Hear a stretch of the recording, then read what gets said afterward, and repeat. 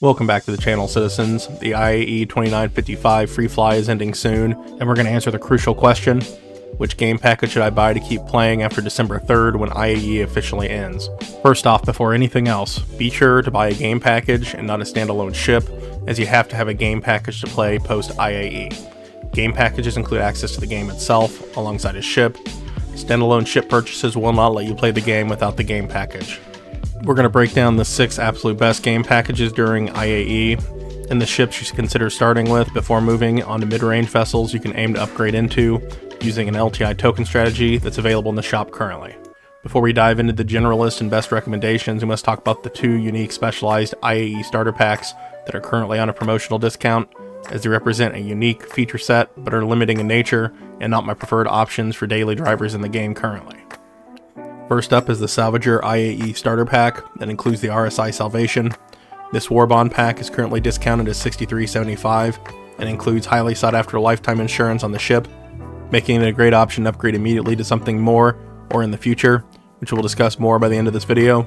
The Salvation itself is valued at $60, so that'll be where you'll begin upgrading from. However, the Salvation itself is strictly specialized for salvage. I would only recommend this pack as a long-term option if you have other players to play with reliably, and you intend to do salvage often with them. It lacks an interior entirely, and it has a limited 6 SU cargo grid meant entirely for salvaging. It's designed for a specialized role, and not well suited for general use around the verse. The next pack is the Hauler IAE Starter Pack with the Crusader Intrepid. This War Bond pack is currently discounted to $68 from $80 and includes 10-year insurance. The Intrepid is a decent option if you want one of the best and most up-to-date ship interiors in the game for a starter package. However, its dual pod design limits its cargo to ASU, and while easy to load, it strictly limits what can fit within that space, making vehicles practically not an option. And on top of this, the ship's definitely not a combat unit, and by proxy struggles with bounty missions. Ultimately, the spacious interior comes at the cost of utility and combat capability. In many ways, it's simply outclassed by the Avenger Titan, which we'll be discussing momentarily. Now let's get into what I consider the best 4 starter packages in the store currently. First off, let's start with pure versatility, beginning with the Drake Cutter. Often packaged as a generalist starter pack, this is the most affordable entry point on the list. It's got a bed, basic amenities, and just enough room for 4 SU of cargo on grid. The Cutter Scout variant is my preferred option as it comes factory equipped with a beefed up scanning suite and can hold more cargo at 16 SCU off grid. It's the perfect cozy ship for traversing the verse and running cargo missions and more. Either version of the Cutter can only fit the smallest vehicles, but it can also fit an Atlas Geo to give you access to ground mining. However, the ship is limited by its 2 size 2 hardpoints, and the fact you can only enter it through the ramp makes it less secure for general solo play compared to the other packages on this list. But what if you're into combat? You'll want the Duelist Starter Pack, featuring the Aegis Avenger Titan. The Titan is intended to be the cargo variant of the Avenger series and is a true jack of all trades with very few weaknesses. And this is the best starter package for someone who enjoys ship combat, period. It's the most heavily armed starter package below $100 that isn't specialized specifically only into combat. It comes equipped with 1 size 4 and 2 size 3 hardpoints, making it an excellent option for bounty hunting. The Titan features 2 entrances, including a secure cockpit hatch for entry and exit that helps reduce piracy risks. And on top of this, it includes a habitation section behind the cockpit, complete with a bed, and it includes 8 SU of cargo space, which is plenty of room for smaller vehicles in the verse. The Mirai Pulse will be the primary option, however, as the cargo bay is rather tight and will not fit an Atlas Geo Miner, for example. However, the space does give you a lot of flexibility you wouldn't have in many other ships. If you enjoy ship combat within the game, this is going to be the most flexible option with an emphasis on that role. Now let's talk about my personal favorite within the game currently: the Advanced Hauler Starter Pack, including the consolidated Outland Nomad. The Nomad is effectively the pickup truck of Star Citizen. It offers more cargo space than any other starter package on this list. It stows the 24 SU of cargo on a flatbed. It fits both a mule and a rock mining vehicle and much more. This is the most flexible starter package on the list. It's easily able to do early cargo missions, move vehicles, and move about any other materials or items you find around the verse. And with those size 3 hardpoints, it gives you the ability to do early bounty and combat missions and walk away with materials and cargo. And on top of this, the Nomad is the only ship here that has a deployable tractor beam that lets you manage cargo and vehicles easily without leaving the cockpit of your ship. The ship also features a secure ladder entry point, which is great for avoiding piracy and other issues, and a spacious and comfortable interior with a bed, kitchen, and storage locker. This is the second best interior on the list, second only to the Crusader Intrepid. A quick honorable mention before we move on: this package excels at one task, but due to its lack of interior and offensive ability, they didn't put it in the primary list, much like the Salvation or the Intrepid. and that is the Miner Starter Pack featuring the Drake Golem. This powerful, committed mining ship, however, has no interior and no ability to carry cargo. If you are fully dedicated to the lucrative career of mining from the get-go and have others to play with to support you, and having this as a primary ship, it's a fantastic option. It's more expensive and less flexible for missions, however, but if you love blowing up rocks during the free fly, this package can be a lucrative option for grinding out aUEC early on to unlock other ships and items in game.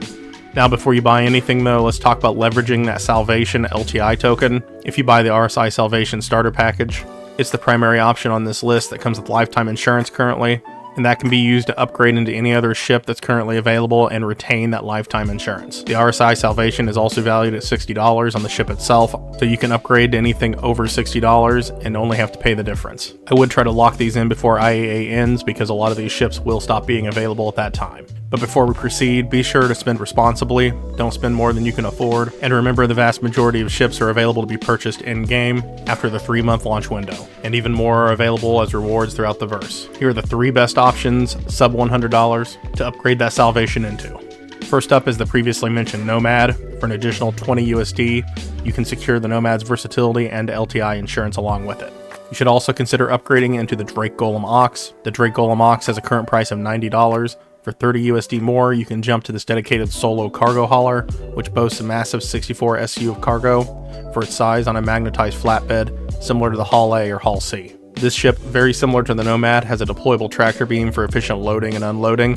It is important to mention, however, this is much like the Salvation or the standard Drake Golem, in that it's limited currently in its overall utility but excels at one specific role. It can easily travel around a single system with limited fuel issues.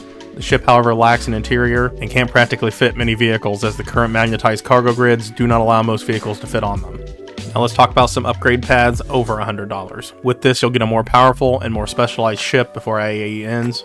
Here are 3 excellent options to upgrade into from the RSI Salvation game package as an LTI token while retaining the game package. First up is the Drake Cutlass Black. This is the ultimate mid-range flexible multi-role ship. It offers far greater firepower than the Titan with 4 size 3 hardpoints, and a turret on top that can be crewed by a friend with 2 size 3 weapons as well. The ship also includes 46 SU of cargo space on grid with room to fit way more if you're creative, 2 beds for your crew, and a large cargo bay capable of holding a ton of vehicles, including the Grey Cat Rock or the Atlas Geo. On top of everything else, it even includes a ship-mounted tractor beam. And this practically was my first personal starter ship many years ago that I kept around for a long time. The second route I'd advise is the Argo Raft. The Argo Raft is currently one of the best cargo ships in game and is underpriced with its impending price increase coming post IAE. The Raft is the Drake Golem Ox's big brother and represents a better value, including a massive 192 SU of storage on the same sort of magnetized cargo grid. It has a ship-mounted tractor beam as well as a full interior with beds, a dining area, restroom, and all the standard amenities you would ever need. It will still have the disadvantage of not being able to fit most vehicles onto the cargo grids at the moment, but at the end of the day, this means you're currently paying $125 for a ship that delivers much more expensive performance. Given its capacity and robust features, the Raft is arguably the best solo cargo ship currently available in-game, with room for more crew to tag along if needed. And my final recommendation here is the Drake Cutlass Red. If you found yourself largely doing bunkers, ground missions, and general FPS combat during this free fly, this ship is the play. It comes equipped with 2 Tier 3 medical beds, allowing you to respawn and heal serious injuries directly on the ship, and it can resolve hunger and thirst as well. While it sacrifices the Cutlass Black span turret and only has 12 SU of cargo on grid, its unique medical utility is invaluable for players who enjoy the recent emphasis on FPS combat in Star Citizen as of late. It'll ensure you walk away from most missions and activities in one piece, and quickly allow you to get back in the fight. I do want to mention one other ship before I wrap up this video, and that's the Drake Clipper. Primary reason it didn't make the list is normally it's priced higher than the Cutlass Red at $150, but with its war bond pricing being set at $135 currently, that evens the playing field a bit. It's arguably a strong candidate for a daily driver with a generalist approach to its overall design. I personally like the aesthetic and includes much of what the Cutlass Red offers, and one new feature that's coming to the game shortly. Its weapons are on par with the Cutlass Red with its 4x size 3 pilot weapons. On top of this, it includes a cargo area with room for 12 SU on grid with the ability to fit more if you go off. And on top of this, it has 1 Tier 3 medical bed in comparison to the Red's 2. But it does try to make up for this with a crafting fabrication machine that, while promising for the near future, very little is known about. It appears the current intent is meant to be able to make FPS tools and weapons, and possibly repair or create small components like the ones included in the ship itself. But where it struggles is it's not a fighter. It is worse than the Red if you get caught in a fight due to its shape, reduced health, and shielding. It's intended to be a jack of all trades, master of none. which could make it ideal for solo players who want to do a little bit of everything across the entire game, from healing injuries to building tools and components without having to rely on other players or stations. And that's a wrap. We've covered a wide range of incredible options, from the Drake Cutter and Drake Golem Miner to the Mighty Arga Raft, and specialized tools like the Cutlass Red and RSI Salvation.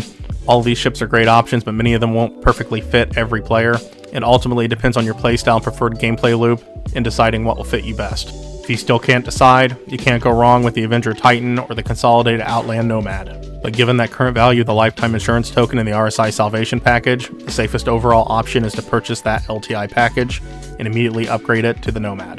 This will give you the most versatility, future-proofing, and earning power under $100. And you'll still be able to upgrade the Nomad to any of the other options I listed at a higher value in the future. And you can always upgrade further from there as need be. And that's a wrap. If this guide helped you pick your game package or make another purchase, please like this video, subscribe to the channel, and ring the notification bell. And feel free to share this video with anyone that's still free flying. But as always, thanks for watching, and I'll see you in the verse.